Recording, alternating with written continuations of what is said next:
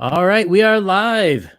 Welcome back, everyone. Yang Yan Zhao here. Tonight, we have the night editor, Kat Rocha, and we have the gray in a human suit, Ishiro Finney. Hello. All right. I boomered this up. Hang on one second. I have audio coming out somewhere.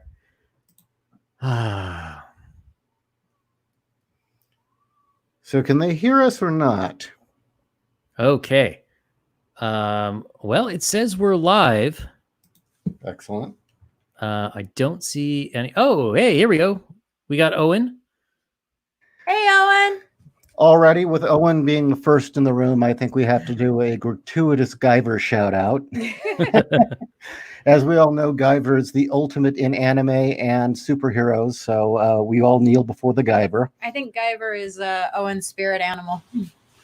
You know, the weird thing is that's the one anime from the 90s that I somehow managed to miss. Really? Yeah, and it was like my best friend's favorite one, and he was so psyched because James Cameron had a deal to make the Guyver. And then I don't know what happened. Dude. Yeah, it's kind of a shame. Yeah. That's a lost opportunity. I mean, considering what a damn good job he did with Alita. Well, I know he got somebody else to do it, but still, it's the fact that he spearheaded that production.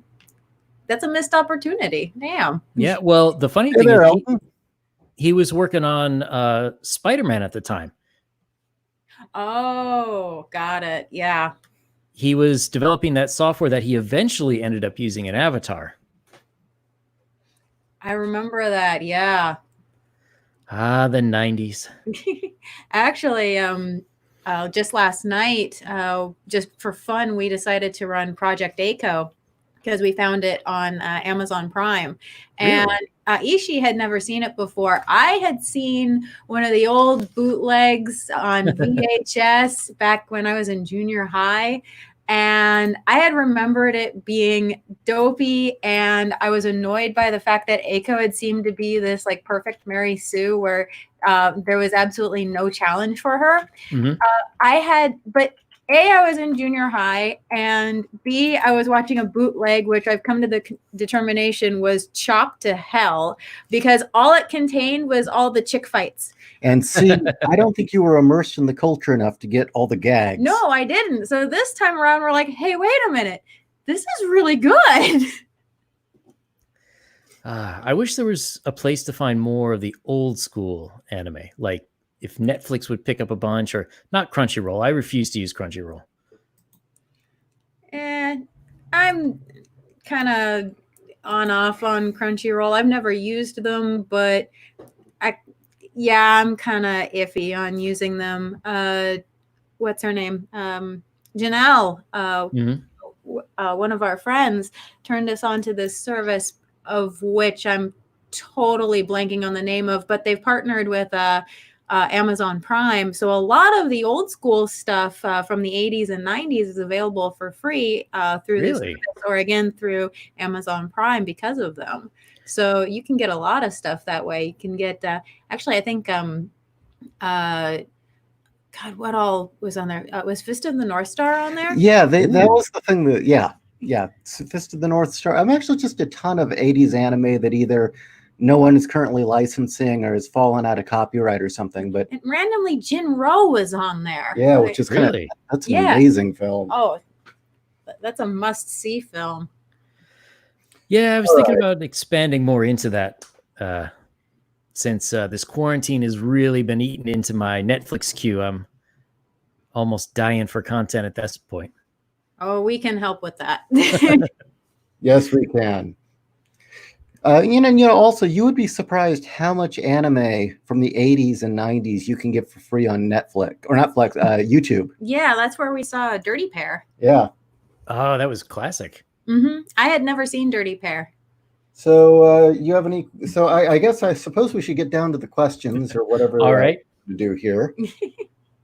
So I watched your guys' stream a few weeks ago about all the stuff that sort of befell you in the publishing industry from, I guess it was about like 2015, 2016 on. Yeah. Would you mind just giving like a quick TDLR recap for anyone who's new? Okay, the real quick and dirty story is that we entered the comics industry in around 2007 with our first mini-series, Utopia. It's on a small publisher called Bloodfire. That got us picked up by a much better publisher called Archaea, which we did Titanium Rain with. And I would say that Archaea had been one of the best publishers in the industry until it got bought out by Hollywood and became one of the worst. From there, they no longer wanted to work with our book for various reasons. They had a new vision for the company, and we weren't part of it, along with a whole bunch of the original creators. We ended up doing some work with DC Comics, and while that was a very fun and interesting experience, while doing that, we got a real good look on the inside of what was going on, and this is about 2009. And so we had a preview of the trouble that was on the horizon with social justice and feminism and Hollywood all converging on the comics industry. And we realized we needed to get the hell out of here and establish ourselves to be self-sufficient and be able to publish our own thing, or else we weren't going to find any work, or we were going to be stuck doing books we didn't like. So we founded 01 Publishing, and then everything was going great. Each year was better than the last. I was publishing graphic novels, new and original content. We were doing some other people's graphic novels and doing anthologies based on H.P. Lovecraft's work and some other short novels by other people. Then 2016 happened, and we went from at the top of our game to almost getting to that point where we can make it a full-time thing for Cat, because I'm a full-time writer. And then 2016 happened. Do you want to pick it up here? Do you want me to pick it up here? Yeah, go ahead. Well, basically 2016 happened, and suddenly, because our books did not beat a drum of politics or gender identity, sexual identity, whatever, we just wanted to publish good stories. We did not want agendas. Suddenly nobody wanted to talk to us. Nobody wanted to work with us. I mean, yes, we did proudly boast and still do that our books are not a safe space, and they're not, because, well, good fiction shouldn't have a trigger warning. I mean, if you really wanted to say on the back of your book that you have content that may be objectionable, okay, that's up to you, but I shouldn't have to have a trigger warning simply because there's going to be boy-girl love in the book.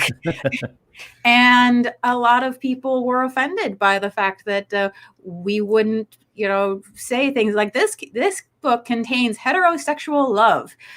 Yes, we actually did get people who got pissed off that we didn't do that. That we weren't, we weren't putting trigger warnings in our books. We weren't flaunting ethnicities of the authors. We weren't going out of our way to make sure all the protagonists were black lesbian midgets with headmates.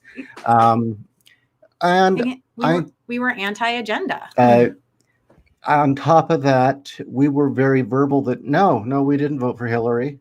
You know what? It doesn't matter who we voted for. It's none of your damn business. And it should have no bearing on whether or not the stories that we publish are good or not.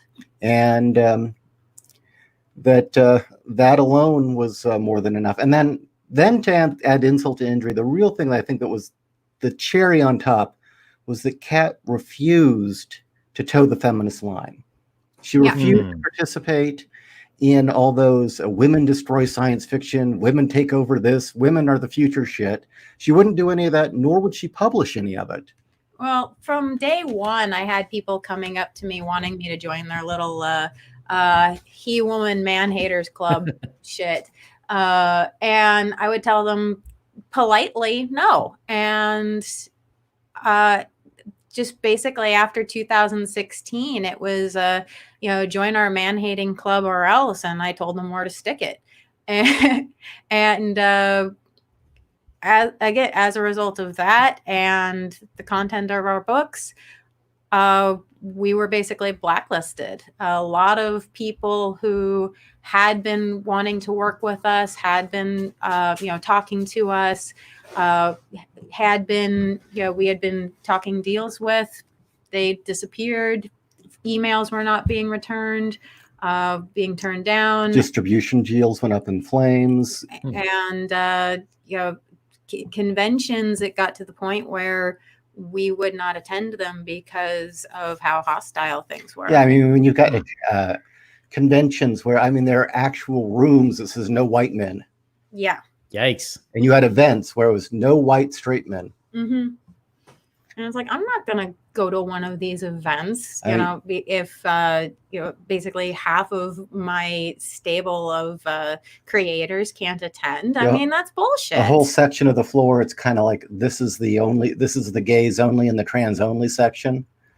Yeah, no. The signs everywhere that, was that if you looked longer than, 30 seconds at a cosplayer, you were stare raping. Yeah, it's just, I'm not going to support bigotry like that. Yes, like screw that. I don't need the dollar that bad, but... So overnight, we went from being really on the rise to completely blackballed. We almost went out of business. Mm-hmm. So, and that's kind of what I'm curious about. I know that it's not that much further on, but it's a new day and age. There's all sorts of different ways building a YouTube audience, self-publishing through Amazon, and all these different mediums. And there's the plague now, which seems like people really want content more than ever, but the big players aren't able to produce it like they were before. What do you guys see as like the big stumbling block or the roadblocks? Is it like the point of sale, or is it more the distribution channels or the marketing, or what do you guys see as like the main issues right now? The number one problem with everything is that the established methods of getting the word out, the established methods of the creators and the fans meeting each other and becoming aware of each other has been completely taken away. One of the reasons shows like this are vital and why we need to continue to spread the word and build viewerships is because all the media outlets that we once had to promote our stuff won't touch us anymore. They've been bought out by Hollywood or taken over by people with an agenda, and we are no longer going to be covered. None of them are. YouTube is actively making sure that shows like ours are getting shadow banned so our audience won't grow. Conventions are no longer a place where people selling material that we do or other people like us are welcome. We're no longer welcome, and nor are the people attending the conventions the type of people that even buy anything anymore. And I would say essentially, you don't have comic book stores anymore to meet people. And frankly, comic book stores have pretty much stopped supporting indie books and books that really were creative. They'd stopped supporting them a long time ago. The convention scene, which had often been the workaround, where if you couldn't get stores to back you or to carry your book, you could do a convention circuit and cover that ground over like a couple months. You could do what the stores would have done for you. You can't do that anymore. And Facebook's a dead end. Twitter is kind of hard to maneuver now. Yeah. And YouTube, most of the shows are struggling because YouTube's actively trying to kill the content. So it's a very simply a issue of awareness. And the community itself seems very out of touch with this reality, that rather than continually going down the path of shows that are actively engaging in feuds and blood sports constantly, we really should be supporting each other. For sure. So do you see any ways around this on the horizon? I mean, you've pretty much covered every traditional way that you would get in touch with people, and even the new media ways. Do you see any possible solutions in the future, or, I mean, other than an alternative to YouTube? Well, One, we're going to need to figure out workarounds to YouTube's banning. I mean, I've just resorted to outright directly using Twitter to tell fans, hey, we're going live right now, just so that they know the show's going live. That's one method that we've used. I'm really hoping at some point BitChute becomes more popular. I also know that Amazon does allow readers to follow creators on their platform, so you get alerted every time somebody publishes through Amazon or is distributing something new through Amazon. So I do encourage readers, if you find an author that you enjoy and you're like, you know what, I want to find more stuff by this person, check and see if they've created a profile on Amazon and follow that profile as well. Many authors have their own mailing lists on their personal websites. So again, if this is a creator that you enjoy, check out, see if they have a website, see if they have a mailing list. And this way you can hear direct from the creator when new content will be coming out. And this way you will be supporting the creators directly. Yeah, I mean, one of the best things you can do is if you like a book, absolutely go to Amazon and post a review. That is far more useful than 1,000 reviews in mainstream magazines. That's far more useful than being brought on the big popular shows.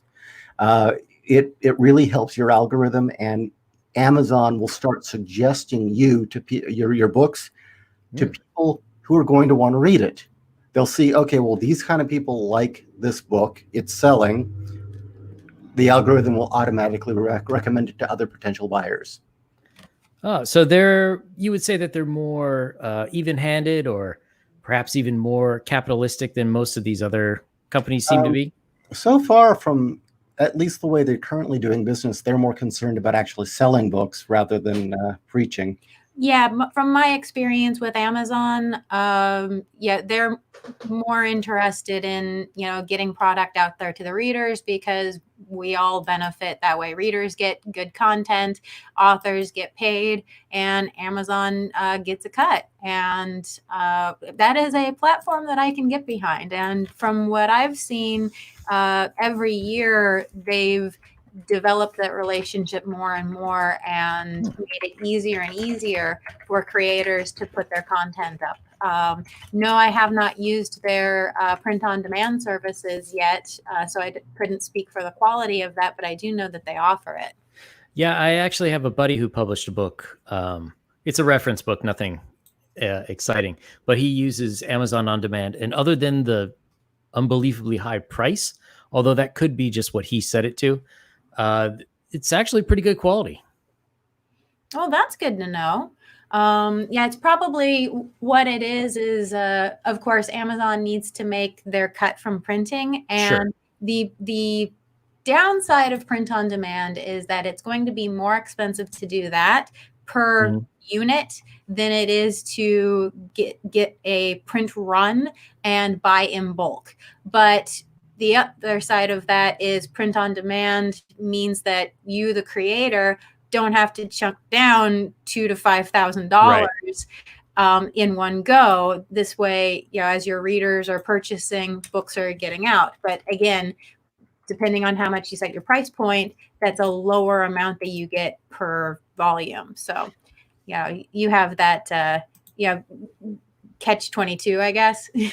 Yeah, I looked into their platform a few years ago when my buddy was using it. And as I recall, it's sort of like the t-shirt printing model, where they'll tell you like, okay, this many pages with, 4-color or black and white or whatever. And you pick your cover, and then like, that'll be, I don't know, like $15 a unit. And then you can set the price, whatever over that. So you could sell it at no cost just to get the book out and make it 15. Or if you actually wanted to make some money, then it starts to get more expensive.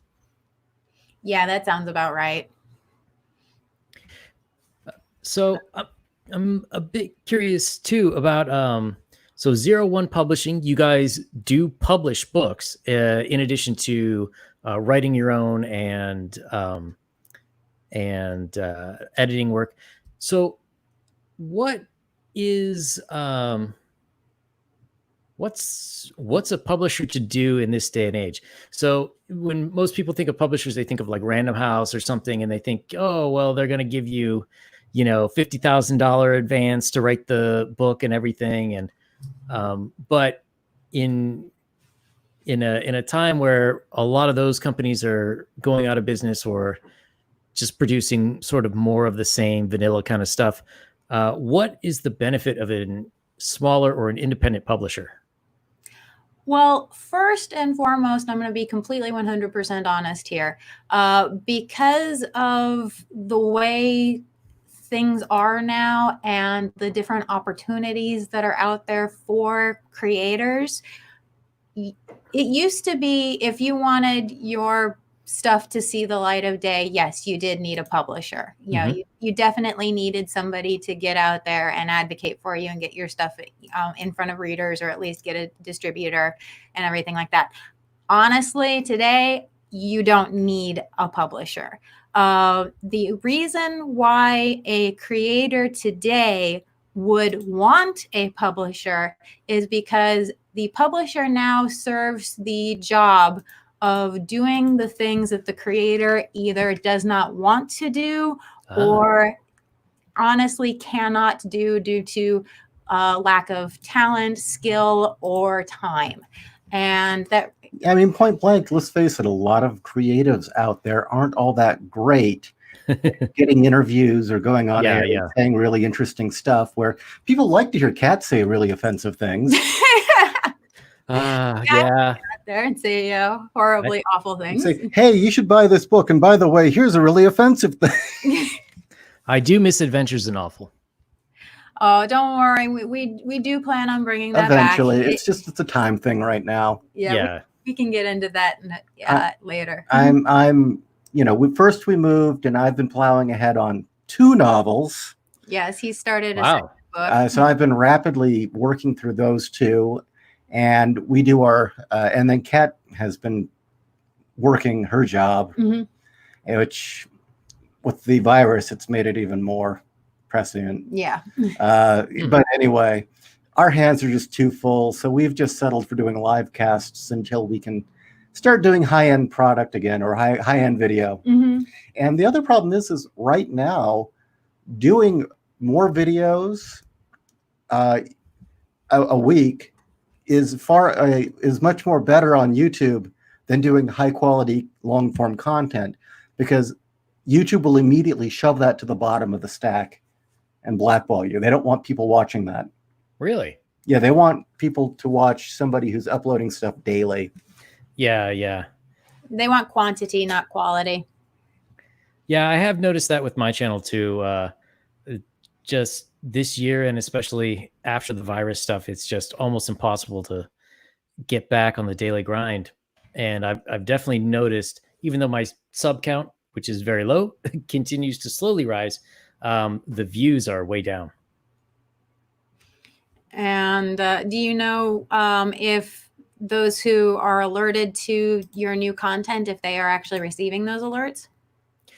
I think so. I think I'm too small to really go out there and create too much problem. I have crapped on some popular things. So I kind of think that might be one of the reasons why I'm getting less recommendations. Well, you said yourself that you interviewed Doug Ernst. I did, yes. That's enough to get you blackballed. By YouTube? Oh, yeah. He has the wrong opinion. Well, that is true. That is true. It's that simple. He's a conservative who writes for newspapers and makes comics, and he has the wrong opinion. Of course, we're living in a day and age where having the wrong opinion about The Force Awakens or Game of Thrones, politically speaking, will get you blackballed by YouTube. Interesting. But as you know, they believe in free speech, and tolerance trumps hate. Yeah. Well, as long as the speech is free for them to make money off of, yeah, of course. They don't seem to care if they make money off of it or not, just as long as it's right. Yeah, that's kind of the interesting thing, is that right now we keep hearing it's these groups of people keep going on about how awful capitalism is, but really we're seeing them all kind of plunge down the drain because they're more devoted to some bizarre ideology and not capitalism or profit. I mean, profit is no longer the concern with like those Star Wars movies. No, there's... How about Marvel? Marvel's books, is profit at all anywhere in their mind? They don't need profit. That's the thing is because there are no viable alternatives, although I think perhaps in the future some will spring up. They don't really need to compete. You sort of have to put up... That doesn't make sense though, because I mean, let's say we'll use food. Everyone likes to use food. Let's say that the only fast food available in the entire world was dog shit. Mm-hmm. It doesn't mean people would eat it because it's the only option. That's Marvel. People aren't buying that crap. All right. Well, if you're going to use that example, I will concede. I would say it's more like CBS evening television, where if that's the only channel you can get, well, that's what you're going to watch. And I think part of the problem with all these media companies coming together, and they're all subsidiaries of each other, they've effectively phased out any more creative or more interesting content. So you're kind of stuck, and it is, of course, why the comics industry is in free fall right now. But I think you see that in most media. But with that said, you are talking to two people who canceled their cable back in 2008 because it wasn't worth paying the money to get those channels anymore. I'd rather, watch things online or, watch all my DVDs. Yeah, actually, one thing you brought up, television, right? Mm-hmm.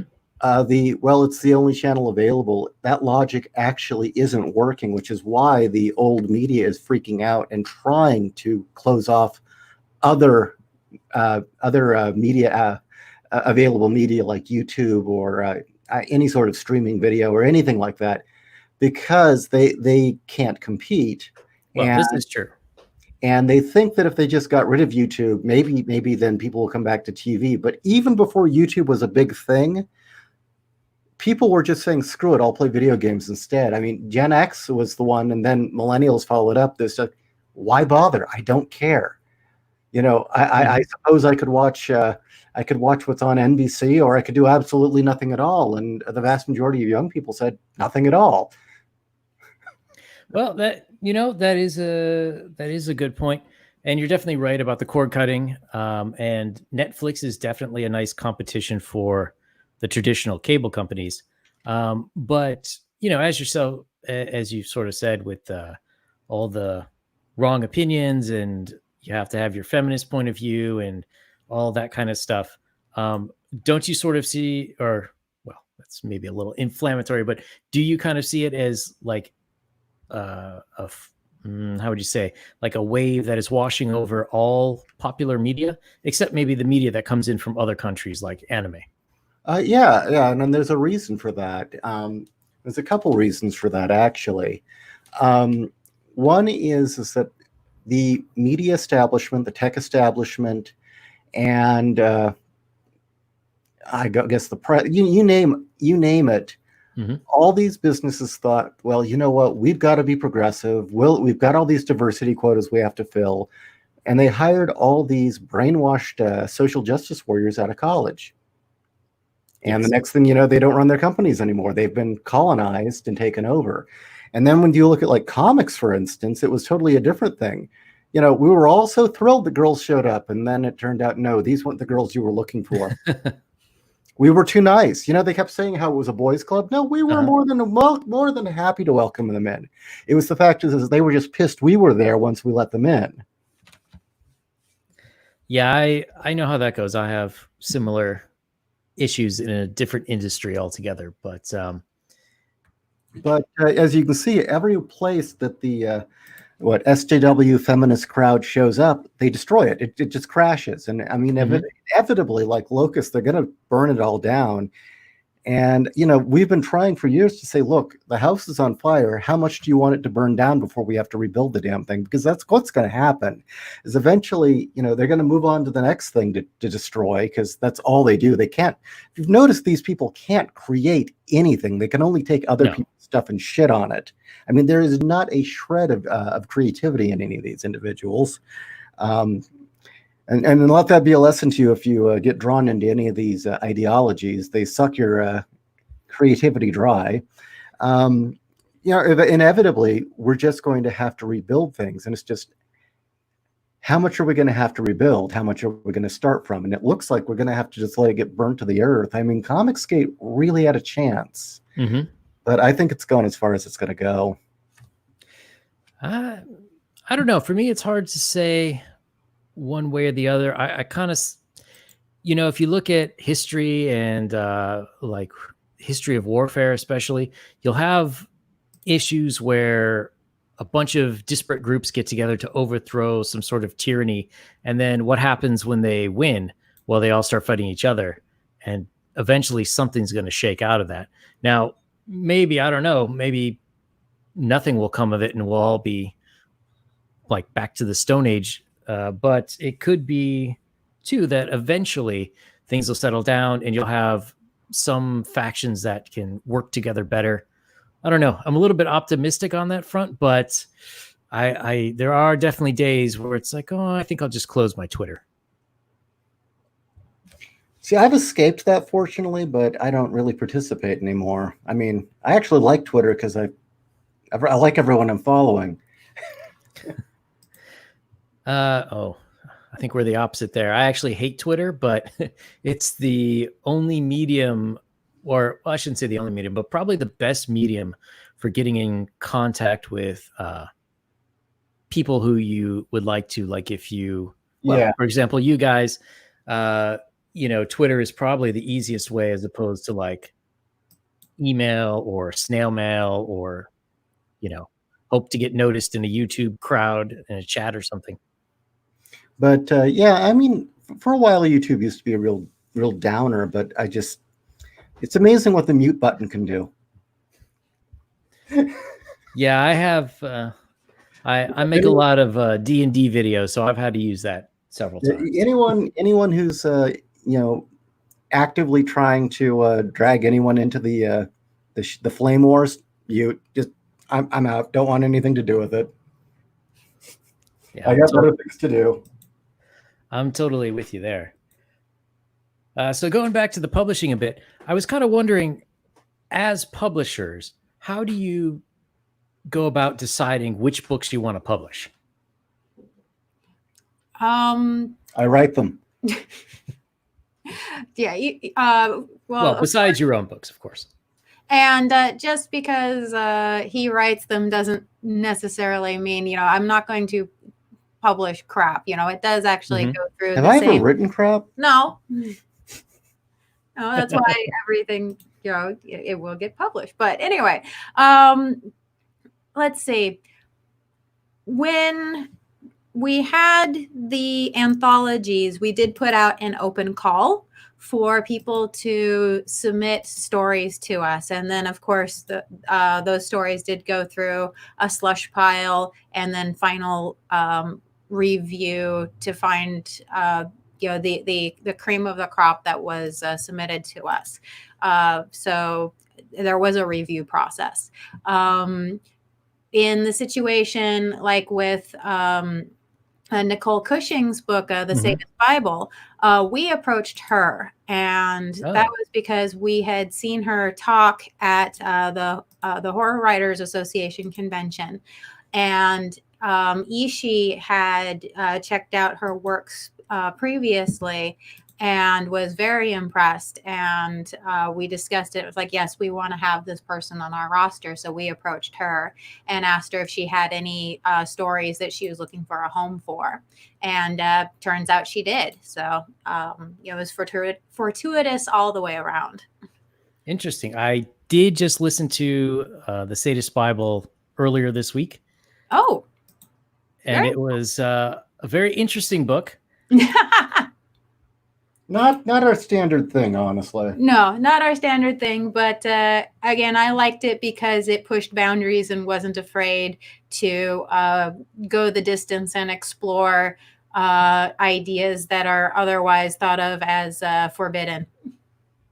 And is that sort of like what you guys look for mostly in your publishing? Not necessarily this style, but something that pushes boundaries. That's you're not looking for the next James Patterson or Jack Reacher series, like something that's a little bit. We don't want airport books. We want stuff that you're not going to find anywhere else. Stuff that we find interesting, compelling, shocking, thought-provoking. Yeah. You know, something that at the very least compels the audience to think and engages the audience. I mean, popcorn has its place, and there is absolutely nothing wrong with, as Ishi said, the airport novel. You know, as I like to put it, the popcorn book, the thing that you can devour nonchalantly and then discard and move on to the next thing. But that is not the type of content that I want to publish. And so, do you guys?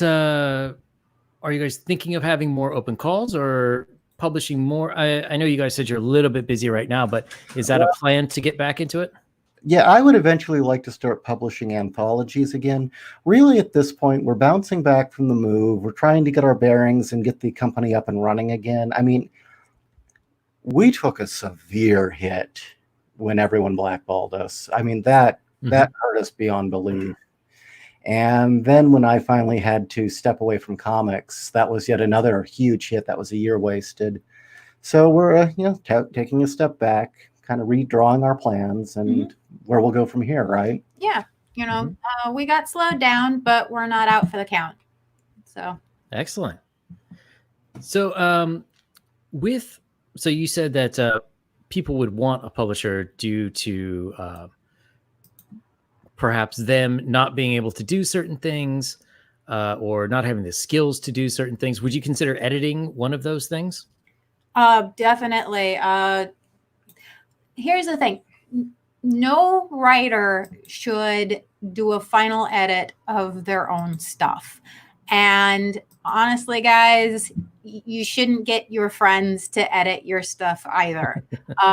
Because your friends, unless it's somebody that you know for a fact is going to have a no bullshit, attitude towards your stuff and tell you to your face, dude, this kind of sucks.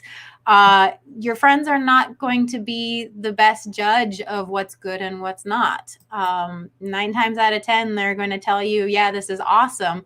And it's not because they're trying to, pad your feelings.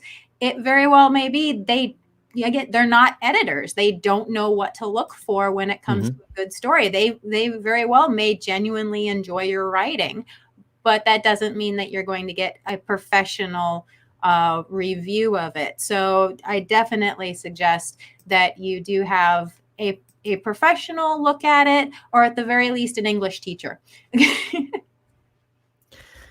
Yeah, for me, this is one of like I'm sure you've seen all my comic book reviews and downloaded them, watch them over in case your Wi-Fi goes out. But one of the big things that I go on about is like somebody really needed to take a look at this story. I got a preview from one crowdfunded campaign. I'm not going to mention which one. It's supposed to be a little bit of an action adventure type story. And in the first 3 pages, we find out our main character is a sex pervert. Oh. He's sneaking into this woman's room in order to steal something from her safe. And she's asleep in her laciest of underwear in her bed, as women often do. And he steals the thing, and then he goes and he smells her, like he sniffs her. Okay. It can happen. And then so he's got to drop this item off at the local brothel.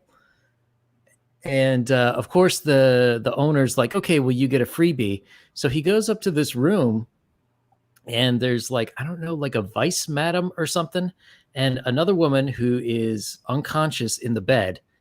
And she's like, "Oh yeah, your freebies with that girl in the bed," and the guy's like, "Oh, she looks like, she's knocked out," and the vice madam's like, "No, it's cool. She likes it." And it was just like, damn, what did I buy? Oh my God. So to me, that's like the point of an editor, someone who can say, "Hey, you know what? Sex pervert comes in issue 2."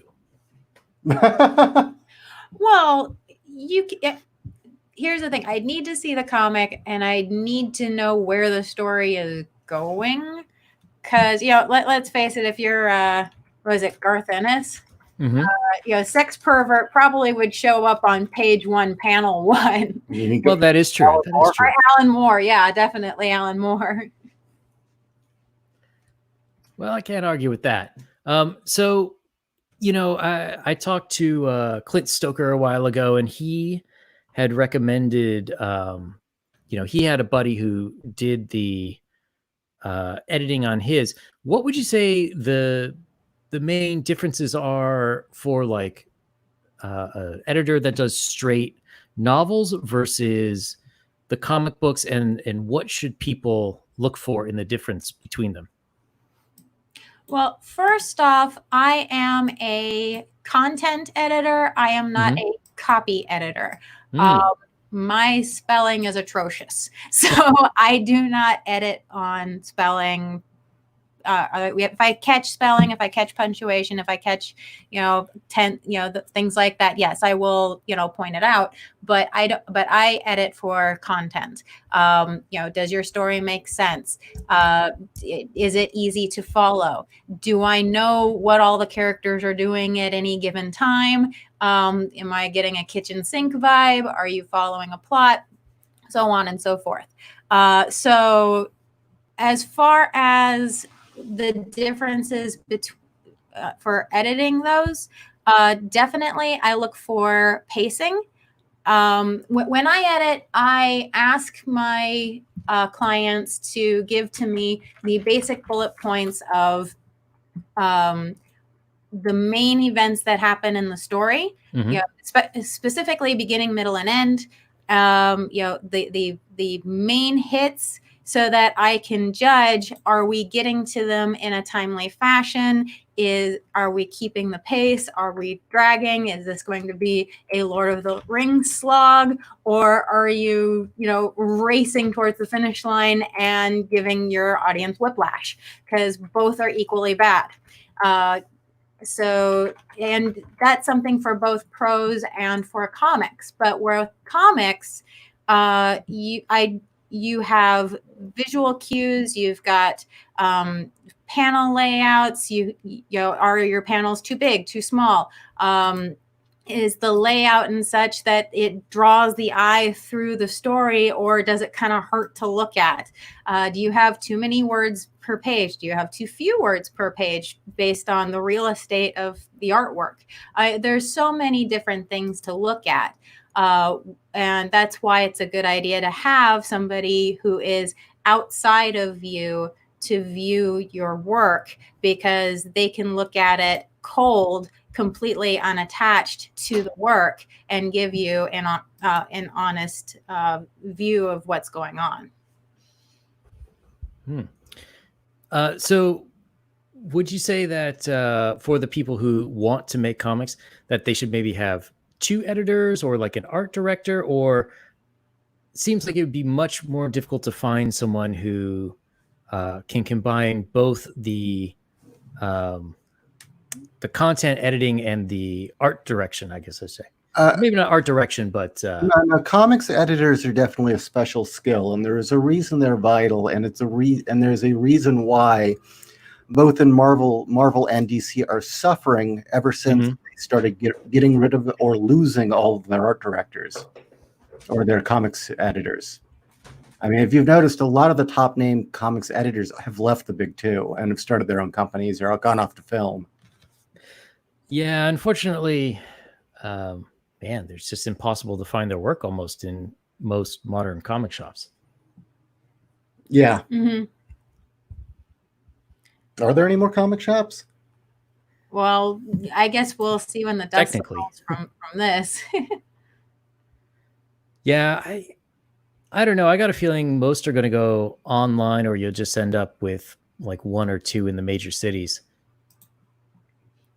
Yeah, I think you'll have one or two in the major cities. I have a feeling, though, that the specialty shop that is the comic book store will probably go extinct, and they'll probably merge with gaming stores or regular Exactly. bookstores or something else, which then also means that there isn't much.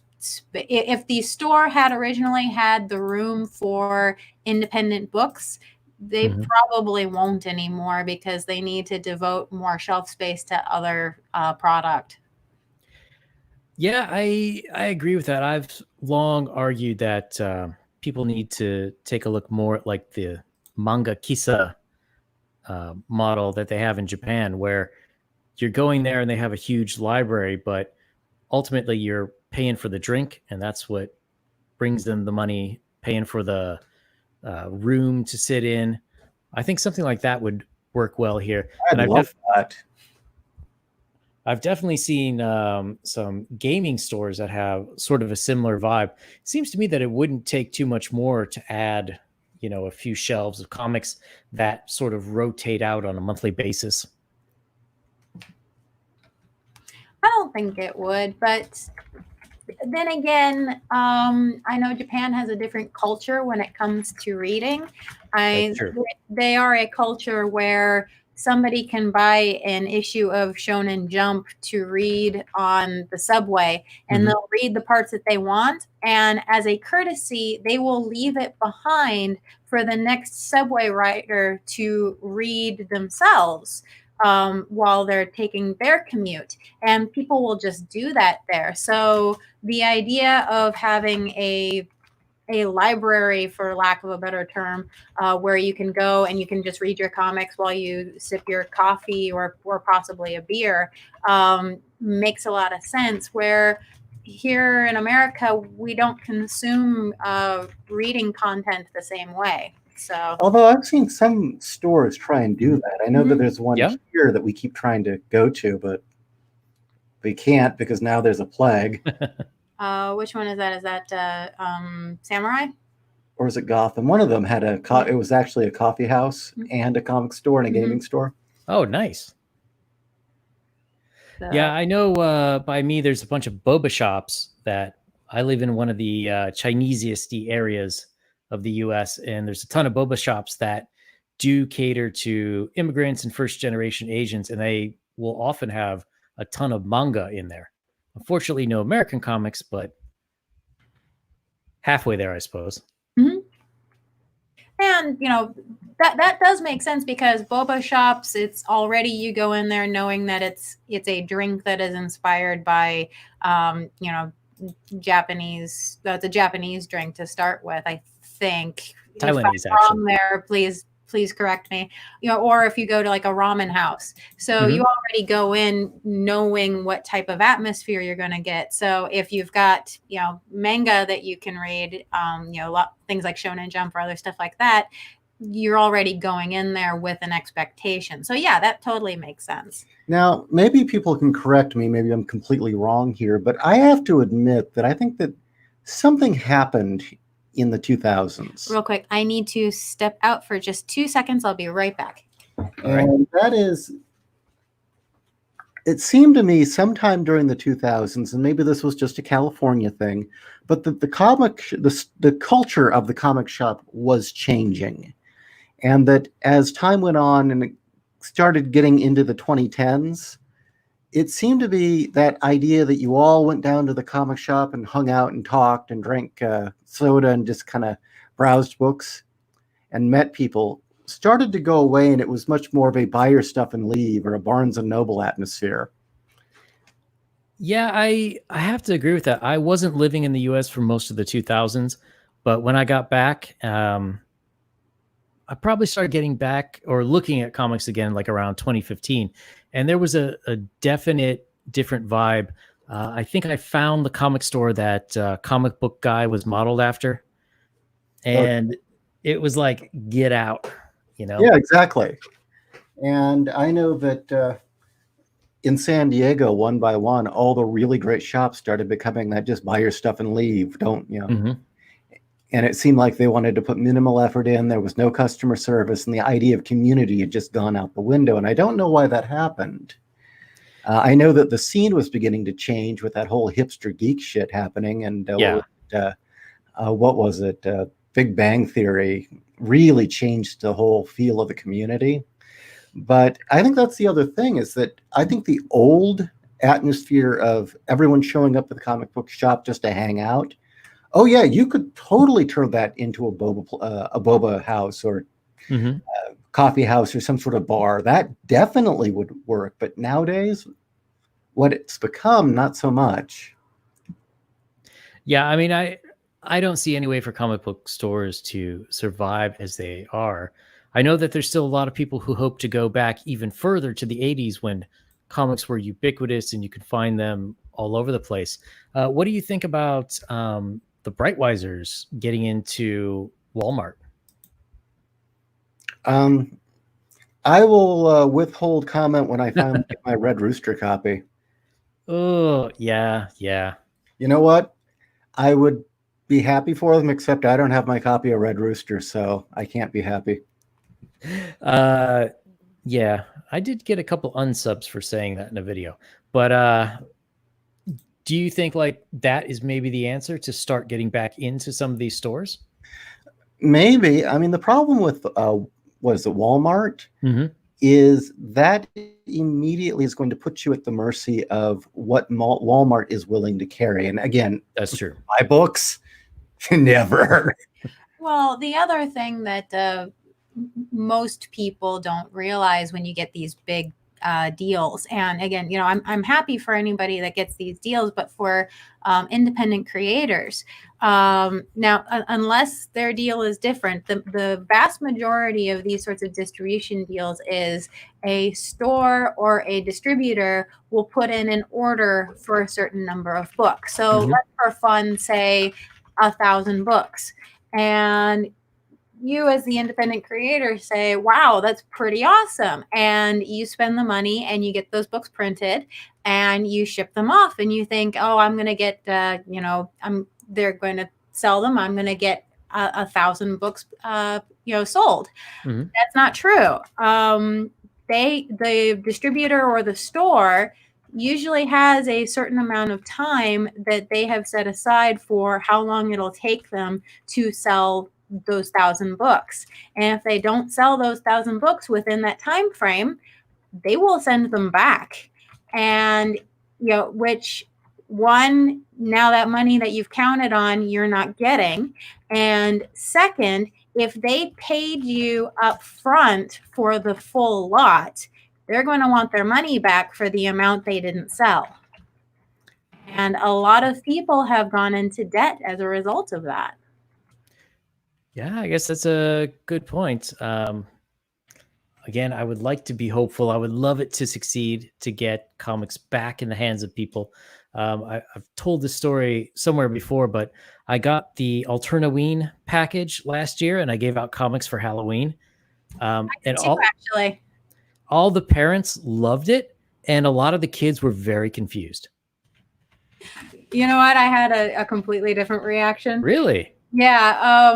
Our neighborhood in San Diego, honestly, was pretty awesome because it was incredibly multicultural. We had families from India. We had a large Vietnamese population. We had, people from all different walks of life from all over the place. It was great going grocery shopping, quite frankly. But when it came time for Halloween, a lot of them didn't understand comics. How do I eat this? Yeah, the kids thought they were cool until they realized it wasn't Spider-Man. And the parents were thoroughly baffled by the comics. So, it's interesting. Oh, yeah, that is. I had 2 little girls. They were probably like 7 years old. They walked back from my door, and one of the girls said, "Mommy, he gave us magazines." So I ended up giving her a copy of Red Koi. Let's See how well that goes down. Another thought to consider in all of this too is that right now we've got a very weird dynamic. There's Gen X, who's Mhm. late 30s, 40s, some entering 50s, and for a long, through the 90s and 2000s, we were the audience. Right. But we are vastly outnumbered by millennials, and suddenly, once big media decided that's the audience they wanted, we were gone. We were out the door. No one cared. And that's another thing where you saw the massive shift where Marvel and DC suddenly started catering to these weird groups, because that's what was hip with millennials, apparently, supposedly. I don't even think that's true, but according to 50-year-old guys, sure. Yeah, exactly. And really, I think what's going to happen is right now, Gen X is beginning to raise their kids, and a lot of those geek parents are going to raise their children. And it's what they end up wanting and seeking out that's probably going to decide where we go next. Yeah. Do you see any hope for them? Do you see them acting more like Gen Xers, or? Oh, absolutely. Yeah. Oh, interesting. Oh, yeah, absolutely. I mean, the fact that the cool thing among Gen Z seems to be doing things that offend millennials is a great sign. That is a great sign. That's very Gen X. Oh, you told us not to say that? I'm going to say that then. Yeah, well, yeah, I don't disagree with you. I would like to see more media. Like, back in the day, South Park was kind of offensive to everyone. Well, you're not going to find that anywhere except maybe YouTube and BitChute and underground publications again. I think so. But I mean, to some extent, do you think this is cyclical? Because I remember in the 80s, now we had a lot of great movies. We had a lot of better TV show, but it was a little bit somewhat stale, and there was a great underground scene. No. You don't think so? How old are you? I think you're just a few months older than me. Okay. The 80s was like an incredible time for media. I mean, if you look at the blockbuster movies for like every year, it was like, oh, they're all classics. Oh my God. You'd have a month where it was Conan and Road Warrior, and I mean, it was just everything. And it was just awesome. I mean, music was incredible. I mean, it was a really huge explosion of counterculture. I think that's when the first, there was the 60s, 70s weird indie comics where it was all hippie stuff. But then the second real wave of interesting indie comics started to come up. In the 80s, yeah. And then it got weird in the 90s. But even then in the 90s, we got Vertigo, which was amazing. Yeah. So is it cyclical? I get so. I mean, I guess what I'm saying is if you look at even movies, they were all very macho, very masculine, with the exception of Pee-wee's Big Adventure and a couple of films that were more subversive, especially in the early 80s. But what you were getting at, I think, is kind of my point, that you did have college radio was starting up and you started to hear a lot more interesting things. I remember comic book stores back then had porno sections. And there were all sorts of great independent, really just kind of weird stuff going on back then. And I think a lot of that carried through and influenced what we got to see in more mainstream media in the 90s. And to me, somewhere after the 90s, like I said, I wasn't living here for most of 2000, so I don't know what happened. But definitely now it seems to be more sanitized, where, nobody offends each other and we have to have X number of people from this group and that group. And I'm wondering, where's that new subculture coming in? Well, that's something we've talked about a lot, Kat and I, is where is the counterculture? We are in a cultural dead period. I mean, it's really sad to say, it's very disappointing to say, but culturally speaking, the West is culturally in a dead spot. There is some stuff going on under the surface, but there has yet to be any one cohesive art form or movement or idea that bonds it all together just yet. Now, it might be right around the corner. I have a feeling it is. And when it happens, it's probably not going to be pretty for the powers that be, but tough shit. But yeah, I mean, in a sense, we've been colonized and taken over by a bunch of Marxists. Mhm. And, Marxist creativity, we've seen where that goes. It isn't. And that can only last so long. Yeah, one thing I noticed. So I lived in Japan for a few years, and then I lived in China for 4 or 5 years. And one thing I noticed is that culture is sort of like when you throw a rock in a pond and it ripples outward. Um, the bigger the rock, the bigger the ripples, the farther it can go. One thing I noticed is, when I started living over there, even though each country had its own culture, certainly Japan, but there was a lot of American culture, those ripples from our media just washing over it. And then a lot of it was just them taking and sort of altering our culture a bit. But you don't really see that now. And Yeah, actually, the real big cultural influences right now are all coming out of Japan and Korea. What is Yep. everyone listening to? K-pop. K-pop. If we want to see something good and read something good, it's usually manga or anime. Yep, exactly. We're playing Japanese video games because our media has been taken over by, well, let's face it, the equivalent to the church ladies of the 1960s, a bunch of real pent-up old blue hairs, except they're young. Wait, you said they used to dye their hair blue back then too, right? Yeah. Yeah. Oh, yeah. Old ladies would dye their hair blue to cover up the fact that they were balding. And so the idea of the blue hair, I mean, it seems to have been an ongoing thing that these. The other thing I'm just going to say is it's interesting is it's the feminists and the Marxists, right, that did this. If you look into the suffragists, the temperance movement, and the church ladies, they also all tie back into the same thing. Sure. They all go back to the essentially feminism and Marxism taking much hold. And it was the same thing. Let's crush creativity. Let's control it. Let's claim that there's something wrong with it. And the only way to fix it is to let us take over and fix it because it's wrong. Moral grounds, pornography, just the whole thing. And really at some point, it can't sustain itself. And people are just getting increasingly pissed off. There just needs to be one moment that really bonds a movement together. I mean, for a while there, it looked like it was going to be Pepe, and then I don't know what happened with that. Well, I mean, that definitely was an interesting phenomena that caused a great burst of creativity. Yeah, I think we're getting close, though, because I think the whole, you're alt-right or you're a neo-Nazi or whatever, I think that's still kind of held sway, and it was shocking, and people would be like, oh, he's really a neo-Nazi? Back when Pepe was coming out. These days, I don't know. I think all those terms have lost their meaning. Yeah, they have. That's sort of one thing that I will occasionally argue with other YouTube creators about is people who, complain about SJWs and stuff like that.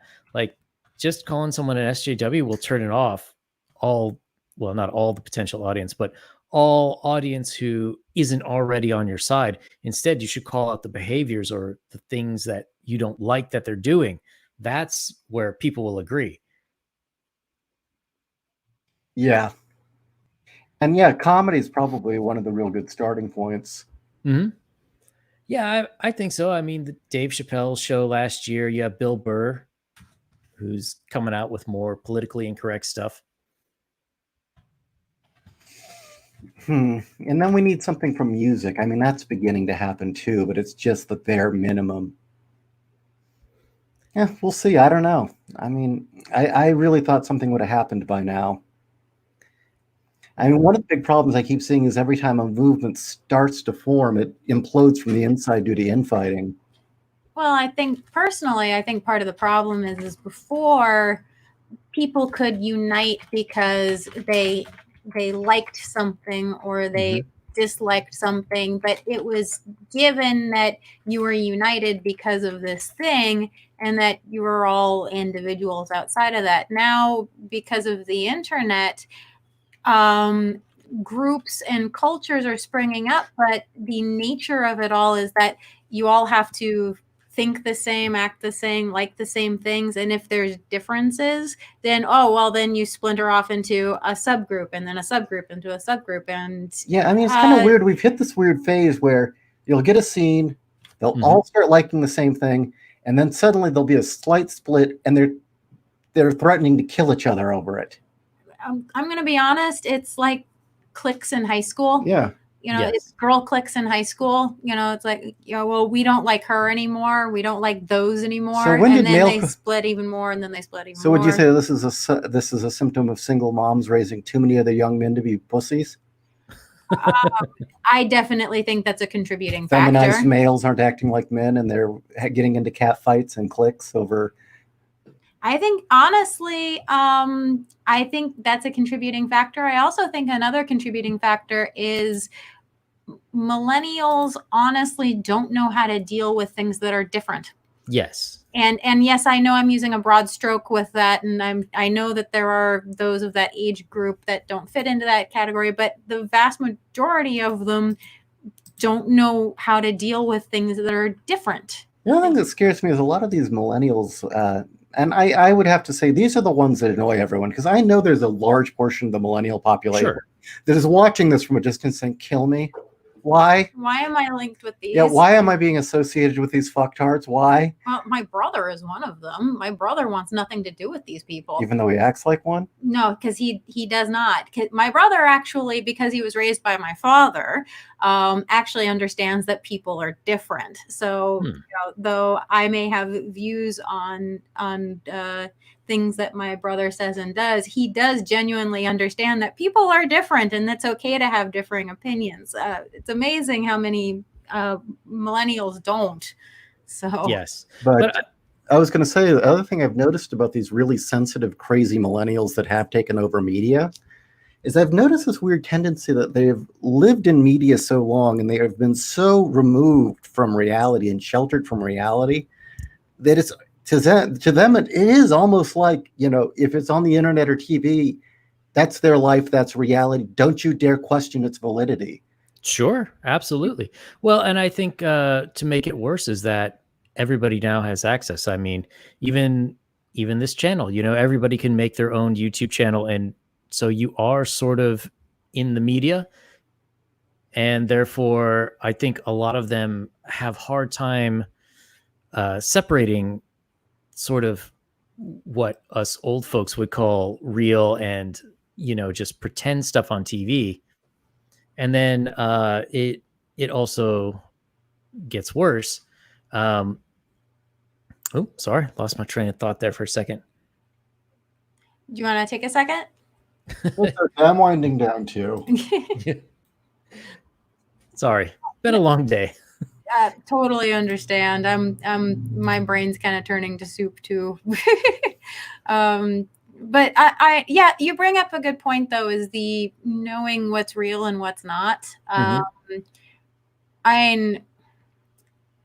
a latchkey kid raised on television, I did know that what I saw on television was fake, but I didn't know what it depicted, which was real and what wasn't. Mm-hmm. And that was something that I had to learn growing up. I think that since many kids who are in the millennial age group, you're right, they don't know what's real and what's not, especially because a lot of them grew up in the heyday of reality TV. So they were you can watch a sitcom, and because of the laugh track and other things like that, that you're watching a television show. But when the show itself is, stating, oh, this is reality, you're watching real live people, how are they to know as children who are not exposed to anything outside of what their parents exposed them to? How are they supposed to know what's real and what's not?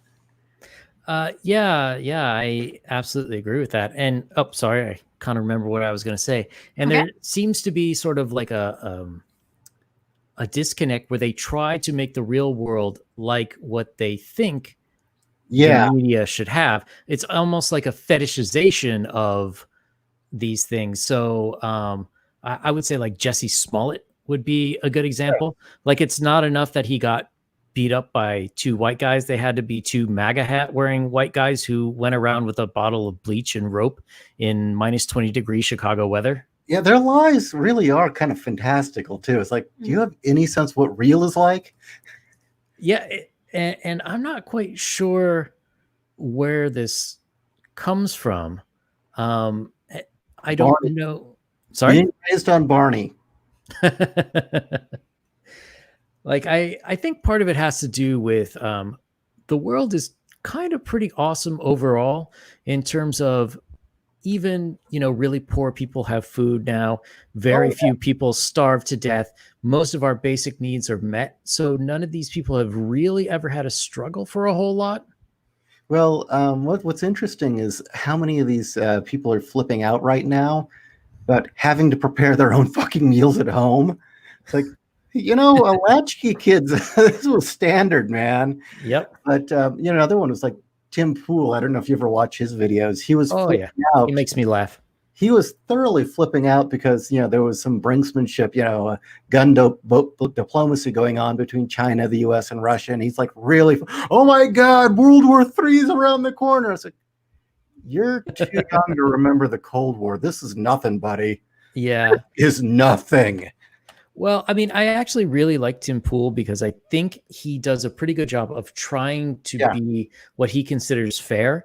But if you watch him, he's sort of displays a lot of the same problems that I see with other media, just in a way that's not so bad. And that's like, it's all about him. He'll talk about some story like, oh, people are out of jobs and and they're getting unemployment checks, and then he'll all of a sudden be like, and skaters, they just want to skate all day and they don't want to look for new jobs and stuff. And it's like, what, where did that come from? I'm just a mixed race boy from Chicago. I'll tell you what. I'm a milquetoast fence sitter. I've noticed also that if he's whatever city he's in at the time, he thinks the whole country's like that. Have you noticed that? Yes. Well, I think he's in either New Jersey or Philadelphia or somewhere around there now because he built that studio. Yeah. But I do appreciate his work, and I do appreciate his attempps. He's actually a great window into someone who still is very attached to the left-leaning points of view and very plugged into left-leaning media, but he knows too much to buy it now. Yes. Which I think one of the reasons is why he's having a complete breakdown is that he knows too much truth. Yeah. And he's kind of cracking, the poor guy. I've seen him kind of lose it. That's true. I think part of it is there's other stuff going on. He always complains that YouTube is de-ranking his channel. Oh, they are. I mean, they are de-ranking him because he doesn't say the right things anymore. Sure. Although I do think, for sure that happens, but I think there's something more going on with YouTube. I think somebody at YouTube values traditional media networks and programming over independently created stuff that really built up YouTube. And I think they're trying to bring more of the network shows onto their platform. As if that's going to change anything. No, it's totally the wrong bet. Well, I mean, it's like Marvel bringing in more SJW editors. They probably could have sold one or two SJW books and it wouldn't have been that bad. But when you turn the whole entire universe that way. Our chain of shit taco restaurants really isn't working. You know what? People are buying everything from food trucks right now. Now, if we sold the shit tacos in food trucks, they'd buy them, right? Okay, I'm sorry. I'm having fun, but I am kind of wearing down here. All right, I'm sorry, man. Sorry to keep you guys so long. No, this was fun, but I think if I go any longer, I might start saying really bad stuff. All right, no worries. Well, thanks a lot for coming in. I appreciate it. Thank you for asking us on. We'll do it again. If you want us on again, we'd love to do it. yeah, just let me know. And is there anything that you would like to plug? You'd like to advertise while we're here? Well, you can get all of Ishi's and all of 01 Publishing's books at 01publishing.com. And you can find me at knighteditor.com. That's KNIGHT editor.com. All right. Well, Yan Zhao signing out. We'll be back with more videos soon. Thanks, everyone. Thank you again. Good night. Take care, man.